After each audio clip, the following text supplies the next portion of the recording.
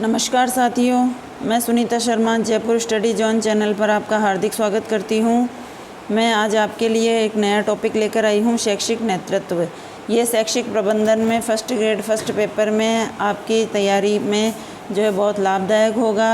इसमें जो विस्तार से मैंने जानकारी दी है दोस्तों, आप अभी तक तो पहले पढ़ चुके होंगे।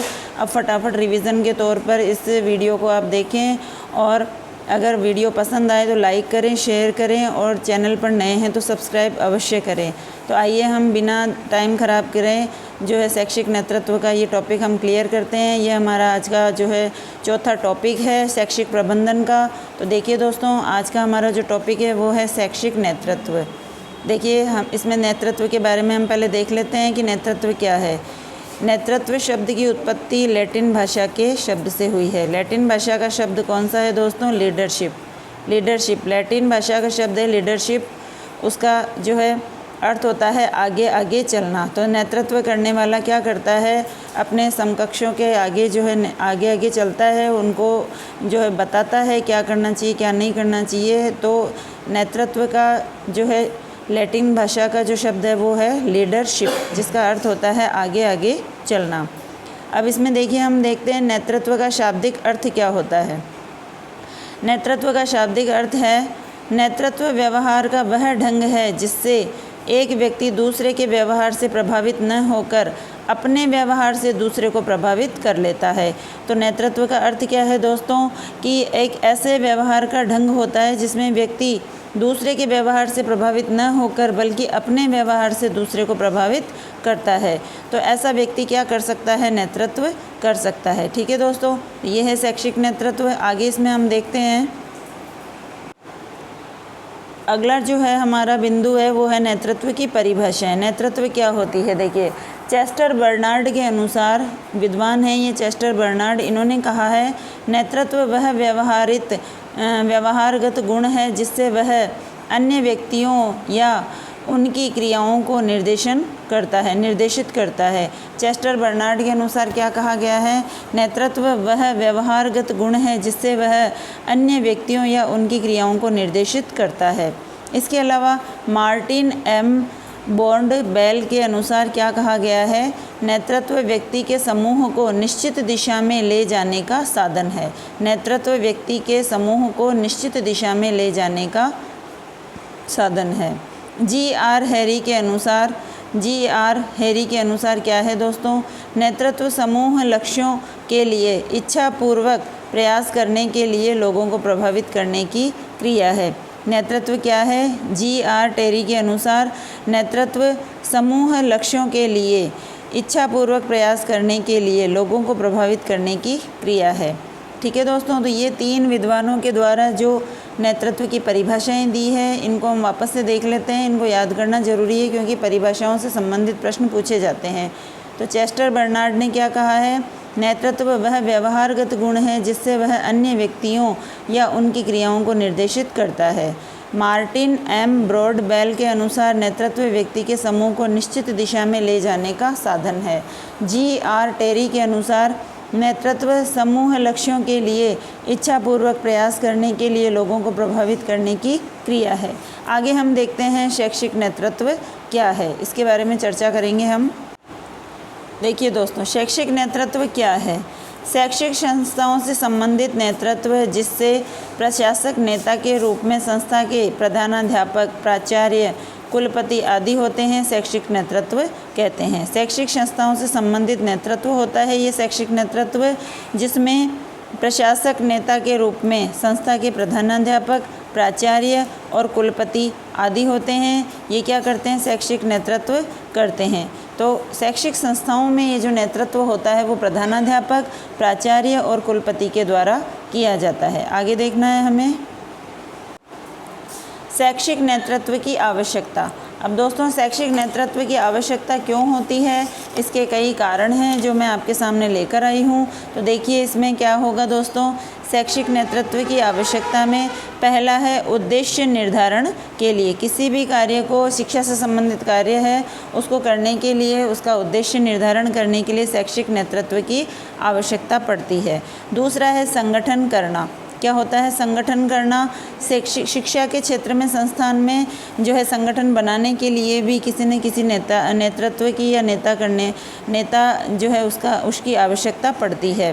तो शैक्षिक नेतृत्व की आवश्यकता देखिए उद्देश्य निर्धारण के लिए, संगठन बनाने के लिए और नीतियों का निर्धारण करने के लिए। आगे देखते हैं हम, शिक्षण संस्थान को नियंत्रित करने के लिए भी नेतृत्व की आवश्यकता पड़ती है। इसके अलावा प्रेरणा प्रदान करने के लिए भी शैक्षिक नेतृत्व की आवश्यकता पड़ती है। इसके अलावा जो है प्रतिनिधित्व प्रदान करने के लिए, ठीक है, प्रतिनिधित्व प्रदान करने के लिए भी शैक्षिक नेतृत्व की आवश्यकता पड़ती है। तो इसमें हमें 6 जो है टॉपिक दिए गए हैं।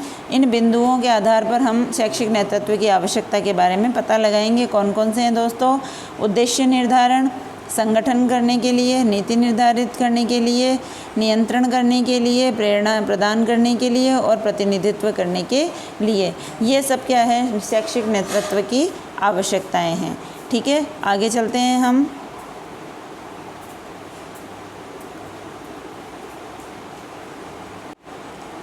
देखिए नेतृत्व की शैलियाँ, किस किस प्रकार से, किस किस ढंग से नेतृत्व किया जाता है, तो इनसे भी सवाल पूछा जाता है दोस्तों। ध्यान में रखिएगा कौन कौन सी है।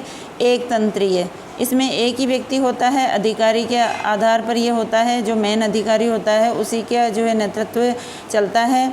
इसमें दूसरा है प्रजातांत्रिक नेतृत्व, दूसरा है अहस्तक्षेप शैली, तीसरा है पिता तुल्य शैली, तीसरा है व्यवहार शैली, चौथा है रूपांतरण शैली, अगला है सहभागी शैली और आगे है सहयोगी शैली। तो नेतृत्व की शैलियाँ बताई गई है यहाँ पर कौन कौन सी हो गई। देखिए दोस्तों, एक तंत्रीय, फिर प्रजातांत्रिक शैली, अहस्तक्षेप शैली, पिता तुल्य शैली, व्यवहार शैली, रूपांतर शैली, सहभागी शैली और सहयोगी शैली।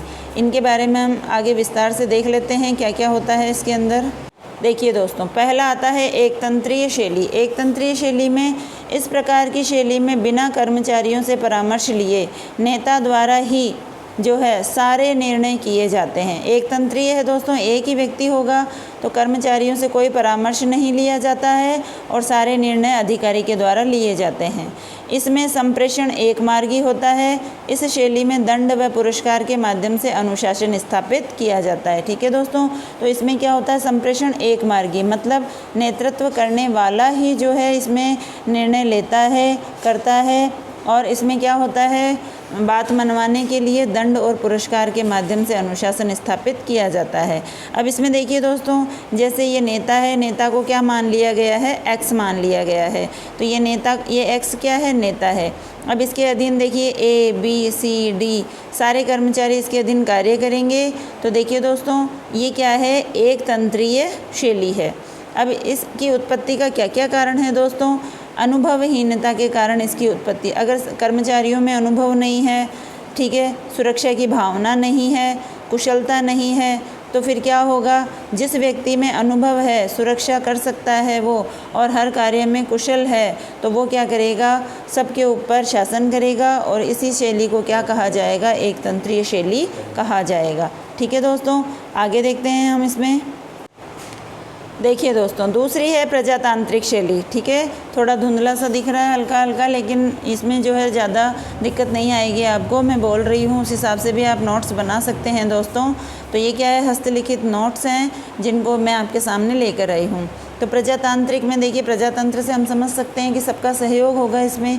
तो इस शैली में नेता अधीनस्थों को योगदान के लिए प्रोत्साहित करता है। इस शैली में द्विमार्गी संप्रेषण होता है। देखिए, पहले वाले में हमने पढ़ा था एक मार्गी होता है और इसमें क्या होता है? द्विमार्गी संप्रेषण होता है। ठीक है दोस्तों, ये एक्स कौन है? नेता है। अब ये क्या कर रहा है? देखो, ए इधर, बी इधर, सी इधर, डी। ठीक है, द्विमार्गी मतलब नेता के द्वारा सामने क्या होगा? दूसरा व्यक्ति होगा, उसको वो प्रोत्साहित करेगा। तो दो मार्गी होगा इसके अंदर कि नेता अपने अधीनस्थ को बता भी सकता है और अधीनस्थ से वापस पूछ भी सकता है। तो ये है प्रजातांत्रिक शैली। अगला देखते हैं हम। अगली शैली है दोस्तों अहस्तक्षेप शैली। हस्तक्षेप शैली में देखिए, इसमें हस्तक्षेप नहीं करेगा नेता, अपने अधीनस्थों के ऊपर ही सारी चीज़ को छोड़ देगा। इस शैली में नेता सभी कार्य समस्याएं अधीनस्थों पर डाल देता है। इस शैली में कोई नेता कोई निर्देश नहीं देता है। ठीक है दोस्तों, तो इसको अच्छे से देख लेंगे हम कि अहस्तक्षेप यानी हस्तक्षेप नहीं करेगा। ठीक है दोस्तों, तो ये कौन है? एक्स यानी ये नेता है और ये अपने अधीनस्थों को फ्री छोड़ देगा कि अब तुम्हें ये निर्णय मैंने दिया है और इसके ऊपर आपको कार्य करना है। अब किसी भी प्रकार का कोई निर्देश वो उनको नहीं देगा। अगला देखते हैं हम। अगला देखिए दोस्तों, पिता तुल्य शैली। पिता तुल्य शैली में क्या होता है? इस शैली में नेता अपने अधीनस्थों की पूर्ण देखभाल करता है। इस शैली में नेता और कर्मचारियों के मध्य जो है घनिष्ठ संबंध पाए जाते हैं। तो पिता तुल्य यानी पिता की तरह वह अपने कर्मचारियों का ध्यान रखता है। अगला है व्यवहार शैली। इस शैली का सर्वप्रथम वर्णन 1947 में मैक्स वेबर ने किया। इस शैली का सर्वप्रथम वर्णन 1947 में मैक्स वेबर ने किया। इस शैली में नेता पुरस्कार और दंड के माध्यम से अपने अधीनस्थों को प्रेरित करता है। ये थोड़ा थोड़ा जो पहली शैली है हमारी एक मार्गी शैली जो है एक तंत्री शैली उसकी तरह है दोस्तों, पर इसका ध्यान में रखिए मैक्स वेबर ने 1947 में सबसे पहले वर्णन किया। अगला देखते हैं हम रूपांतर शैली। रूपांतर शैली में क्या होता है दोस्तों? इस शैली में नेता अपने कर्मचारियों को प्रोत्साहित करके उन्हें आगे बढ़ाने का प्रयास करता है। तो ये क्या है? रूपांतर शैली है। अब आगे देखते हैं हम। शुल्टज सेकंड ने रूपांतर शैली में नेता की जो है 3 विशेषताएं बताई है। ठीक है दोस्तों, रूपांतर शैली में नेता की 3 विशेषताएं बताई है। पहली है व्यक्तिगत सहायता प्रदान करना यानी स्वयं सहायता प्रदान करता है। दूसरा है बौद्धिक उद्दीपनों को प्रस्तुत करना यानी उनके सामने किसी न किसी प्रकार का जो है उद्दीपन रखा जाएगा जिससे वो प्रेरित होते रहें।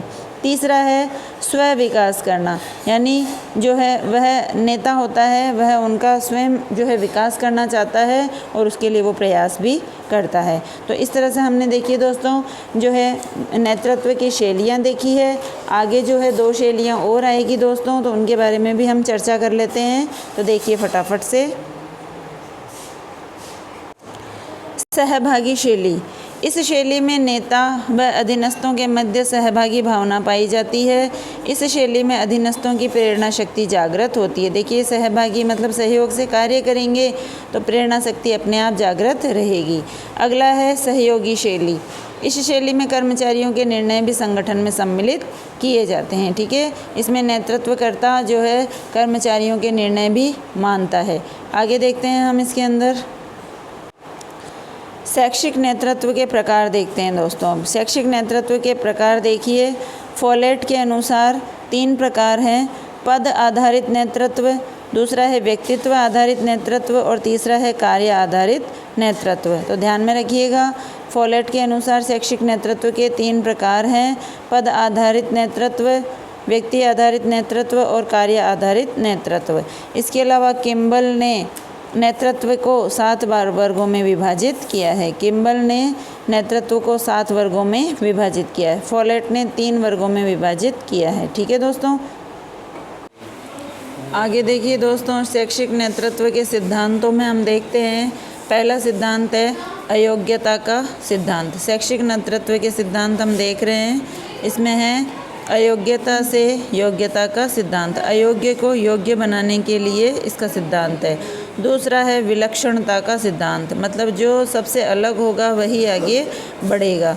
आगे है संतुलन का सिद्धांत, ये सभी लोगों में संतुलन बना के चलने वाला होता है। आगे देखिए शैक्षिक नेतृत्व का जो है सिद्धांत है समूह प्रक्रिया का सिद्धांत होता है। ठीक है दोस्तों, समूह नहीं होगा तो नेतृत्व किसका किया जाएगा।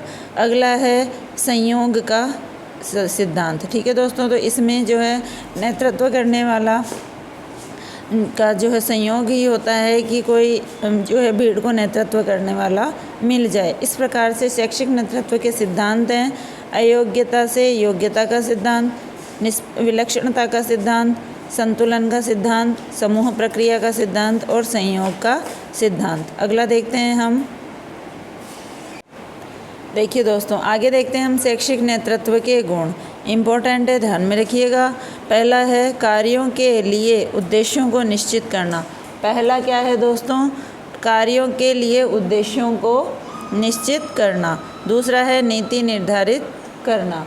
तीसरा है यहाँ पर कार्यों का निश्चय करना। अगला है प्रशासनिक कार्यों व उनके ढांचे में समन्वय करना। अगला है प्रभाव का मूल्यांकन। अगला है सामाजिक नेतृत्व करना। ठीक है दोस्तों, तो शैक्षिक नेतृत्व के गुणों में हम देखते हैं दोस्तों कि कार्यों के लिए उद्देश्यों को निश्चित करना, नीति निर्धारित करना, कार्यों का निश्चय करना, प्रशासनिक कार्यों व उनके ढांचों में समन्वय करना। अगला है प्रभाव का मूल्यांकन और अगला है सामाजिक नेतृत्व करना। इसमें आगे देखते हैं हम। अगला देखिए दोस्तों, इसमें नैशविले विद्वान ने नेतृत्व के 3 पक्ष बताए हैं। नैशविले विद्वान ने नेतृत्व के 3 पक्ष बताए हैं। पहला है कार्य, दूसरा है कार्य विद्या का ज्ञान और तीसरा है सिद्धांत। ठीक है दोस्तों, तो कोई भी कार्य हम करते हैं तो उस कार्य का पता होना चाहिए, उसका ज्ञान होना चाहिए और उसके कुछ सिद्धांत होने चाहिए। नैशविले विद्वान ने नेतृत्व के 3 पक्ष बताए हैं।